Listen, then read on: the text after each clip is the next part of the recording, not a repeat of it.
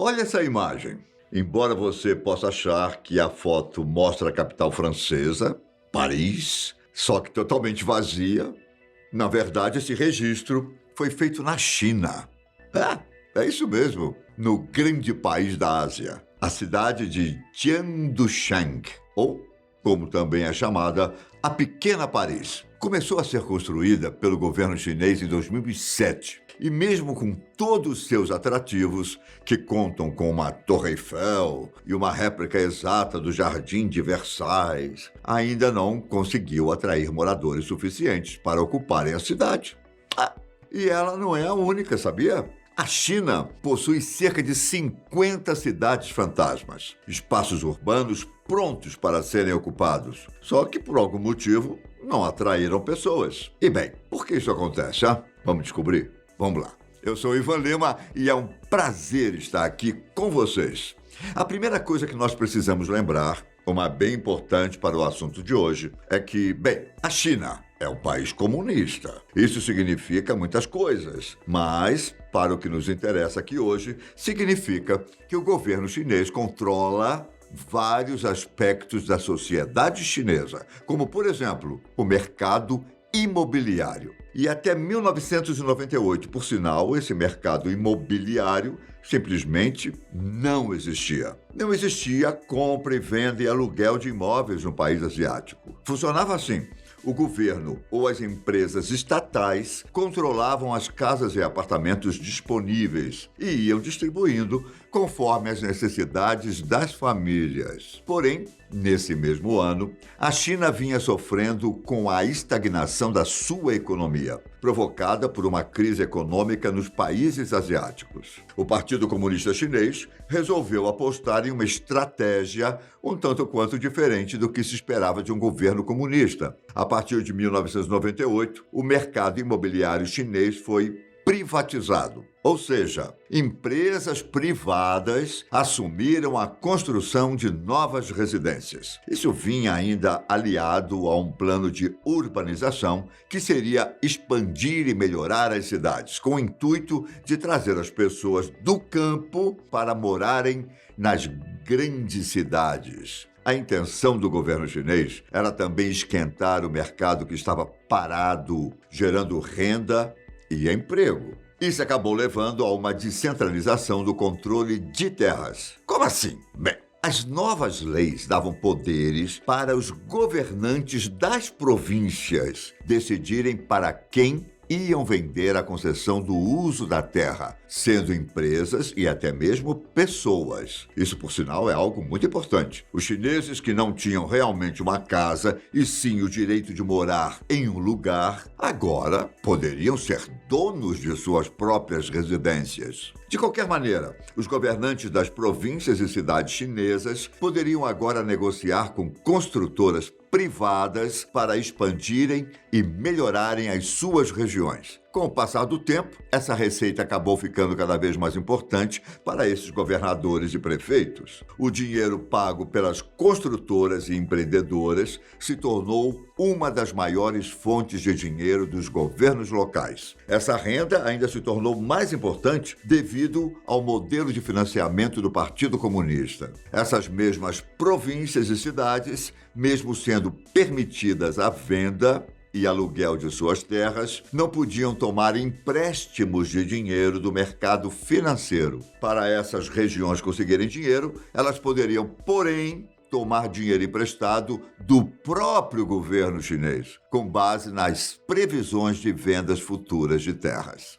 Ou seja, para conseguir dinheiro, as províncias chinesas começaram a elaborar projetos livremente. E aí começa a primeira parte da explicação do porquê tantas cidades fantasmas na China. Mesmo que esses projetos demorassem anos para serem concretizados, eles ainda assim seriam tratados como futuros rendimentos nas demonstrações financeiras. E com base neles, as cidades e estados conseguiam tomar empréstimos do governo federal. E esses projetos eram, em sua grande maioria, feitos para a construção de grandes ativos imobiliários. A construção de prédios e áreas habitacionais, porém, não garante que a população vai querer mudar para esses lugares.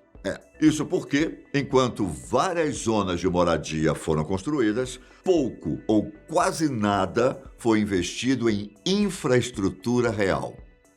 É relativamente simples. Enquanto existem vários apartamentos e casas livres nesses lugares, não existe, por exemplo, um bom sistema de transporte público. E isso não é só ruim para a qualidade de vida, não. Acontece que são nesses serviços que se encontra a maioria dos empregos. A construção civil gera muitos empregos, só que quando as obras acabam, os empregos também. O que mantém a cidade viva são as pessoas que continuam cuidando dela. Porém, em muitas dessas cidades não existe muito o que ser cuidado. E, além disso, não existe também muito o que ser vendido. E é daí que começam a surgir as cidades fantasmas chinesas. E tudo isso ainda tem um agravante, se é que podemos chamar assim. Bem, acontece que o mercado financeiro da China não é um dos mais confiáveis do mundo. A Bolsa de Xangai é famosa no mundo financeiro pela sua baixa transparência e volatilidade. Enquanto os países com o capitalismo mais desenvolvido seja mais seguro investir dinheiro em ações, na China, a própria bolsa não é vista como um meio seguro de rendimento para a população. E como você pode ter percebido aí, isso é muito ao contrário do que acontece com o mercado imobiliário, que é protegido pelo governo. Os chineses preferem colocar seu dinheiro em casas, que, em teoria, serão valorizadas no futuro. Isso também faz com que a procura por casas seja maior e não como um meio de moradia, mas como um meio de investimento mesmo. Logo, conforme as próprias regras econômicas, quanto maior a procura, maior o preço. Isso levou ainda mais à questão das cidades fantasmas. Muitos chineses simplesmente não conseguem comprar apartamentos nessas cidades vazias, porque o preço das residências é totalmente incompatível com seu valor real. O valor é inflado pela especulação imobiliária. Ou seja, muitos desses apartamentos vazios das cidades fantasmas têm donos, sim, porém são um tipo de investimento para eles. Em 2017, o Partido Comunista resolveu tomar uma atitude em relação ao problema. O governo alterou a regra de compra de casas, restringindo a compra das residências. O presidente chinês foi enfático na ideia da proposta. Casas são para morar, não para investir. Porém, como você pode imaginar, o governo nesse momento se encontra em uma sinuca, como é dito popularmente aqui nas nossas terras tupiniquins. Acontece que a construção civil se tornou uma peça-chave para a economia chinesa. Nos últimos 25 anos, a parcela desse segmento cresceu de 4% para mais de 18% na fatia da economia chinesa. As construtoras empregam milhões de pessoas, além de movimentarem os negócios e vendas de materiais. Conforme os economistas, a construção civil é um dos componentes mais importantes do milagre econômico chinês, que aconteceu nos últimos anos, elevando a China a uma das maiores potências mundiais. Isso sem falar no risco do mercado imobiliário se tornar uma espécie de bolha, como é chamado quando algum tipo de ativo começa a ser especulado e vendido no mercado com preços acima do que realmente valem. Reconheceu essa explicação na situação das cidades chinesas? Pois é, para piorar, isso se torna mais grave quando esses ativos são bases para empréstimos. Imagine aqui comigo você empresta um dinheiro para alguém com base em uma propriedade que essa pessoa tem e que, conforme ela, vale X reais. Porém, quando é necessário vender essa propriedade para quitar a dívida, se descobre que ela vale metade ou ainda 1/3 do que foi dito no começo. E aí?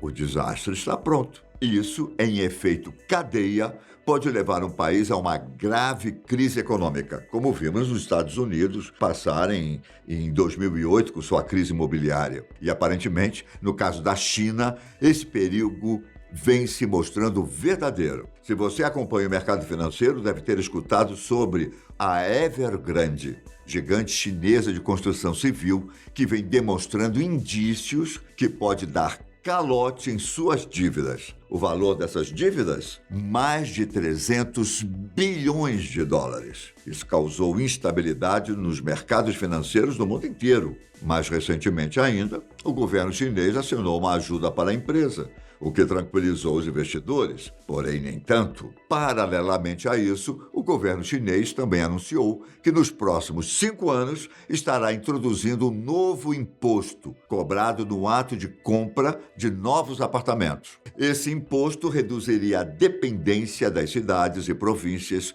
por novos investimentos. Outra notícia é que o governo chinês vem notando que, mesmo que ainda bem lentamente, algumas dessas cidades começam a ser habitadas. Acontece que uma boa parte da população chinesa, cerca de 40%, ainda vive em área rural, ou seja, ainda existem muitas pessoas que poderiam tranquilamente ocupar esses apartamentos e cidades vazias. Bem, não sei você, mas eu espero que no futuro ver esses lugares lotados. Porque, como você pode ter visto nas imagens aí, eles são simplesmente lindos. Apesar das dificuldades de acompanhar as mudanças naquele país, torcemos para que o povo viva da melhor forma possível. Não é isso? Bom, eu fico por aqui. Gostou desse tipo de conteúdo? Escreva aqui embaixo para mim saber, tá ok? Não deixe de comentar, não. Um grande abraço, fiquem com Deus e até a próxima. Tchau!